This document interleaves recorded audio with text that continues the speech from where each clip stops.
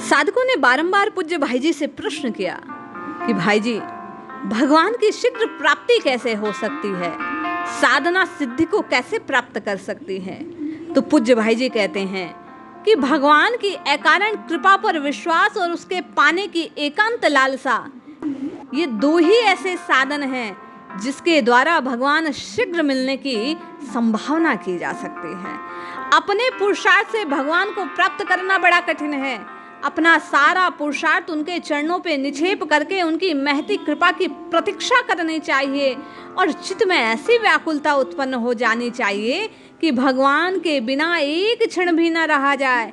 ऐसी उत्कंठा होनी चाहिए जैसे प्यासे को जल की, जिसके प्राण प्यास से छटपटा रहे हों, वह किसी और दूसरी वस्तु से संतुष्ट हो नहीं सकता।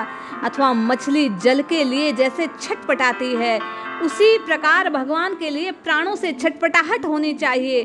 भक्त वृतासुर ने भगवान से जैसा कहा, सर्व सौभाग्य निधे, मैं आपको छोड़कर स्वर्ग, ब्रह्मलोक, भूमंडल का साम्राज्य, पाताल का एक छत्र राज्य, योग की सारी सिद्धियां, यहाँ तक हे नाथ मोक्ष भी नहीं चाहता। जैसे पक्षियों के पंखहीन बच्चे अपनी माँ की बाट देखते हैं, जैसे भूख से बिलबिलाते हुए बछड़े अपनी माता गौ का दूध पीने को आतुर रहते हैं, जैसे परदेश गए पति को मिलने की आतुरता वियोगिनी पत्नी में रहती है, वैसे ही कमल नेत्र मेरा मन आपके दर्शनों के लिए छटपटा रहा है।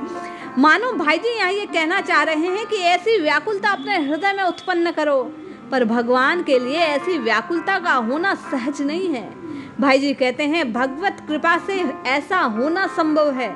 महत्वपूर्ण भजन के प्रभाव से जब भगवान की अहेतु की कृपा में विश्वास होता है, तभी भगवत कृपा का अनुभव होता है।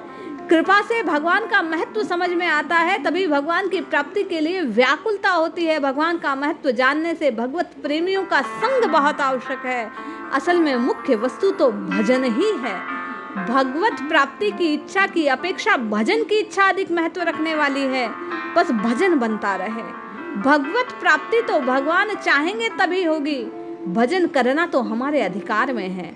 भगवान ने कान दिए, जीव दी, मन दिया, इनके द्वारा भगवत श्रवण करें, भगवान नाम का गुणगान करें, भगवत स्वरूप का दर्शन मनन ध्यान करें। ये हमारा पुरुषार्थ होना चाहिए। इसमें हम जितना आलस्य प्रमाद करते हैं, उतना कर्तव्य से गिरते चले जाते हैं। पूज्य भाई जी कहते हैं भगवान से यही मांगना चाहिए कि भजन निरंतर बनता रहे। भजन में कोई शर्त ना हो, शर्त हो तो यही कि कभी भजन में भूल ना हो। भजन की क्षण भर की भूल चित्त में अत्यंत व्याकुलता पैदा करती है। देवर्षि नारद ने भगवान के विस्मरण में परम व्याकुलता को भक्ति कहा। शर्त न रहने से भजन छूटेगा भी नहीं। जिस भजन से कोई दूसरा फल पाने की इच्छा होती है, मनोनुकूल फल मिलने पर उसका प्रभाव नष्ट हो जाता है, भजन छूट जाता है। परंतु जिस भजन का उद्देश्य ही भजन को है कि कैसे भजन छूटे, वह तो जितना बढ़ेगा उतनी उतनी उतनी और प्रवृत्ति भजन की बढ़ेगी। भगवान के लिए व्याकुलता स्वतः बढ़ेगी। पूज्य भाई जी कहते हैं लाभ में लोभ बढ़ता है, इसी प्रकार भजन से भजन बढ़ता है। और जहाँ भजन बढ़ता है, करने की वस्तु बढ़ती है, भगवान से प्रेम बढ़ता है, विश्वास उत्पन्न होता है, वहीं दत्त चित्त दृढ़ता से भगवान की प्राप्ति तत्काल होती है। तभी गोस्वामी जी ने कहा, बिनु विश्वास भगत नहीं, त्रहि बिनु द्रवै न राम। राम कृपा बिनु सपन हूँ, जीवन लह विश्राम। वारि मते घृत होय बहु, सिखता ते बरु तेल। बिनु हरि भजन न भवत रही, यह सिद्धांत अप्रेल।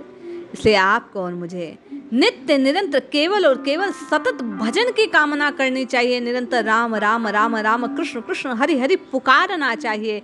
केवल और केवल हाथ जोड़ भगवान से यही प्रार्थना करनी चाहिए कि हे नाथ, मैं आपको भूलूं नहीं। जिस दिन ये भाव प्रबल हो जाता है, प्रतिष्ठित हो जाता है, उसी समय भगवत प्राप्ति हो जाती है। इसलिए जपिए, रटिए, पुकारिए, निश्चित लाभ होगा। जय श्री हरि।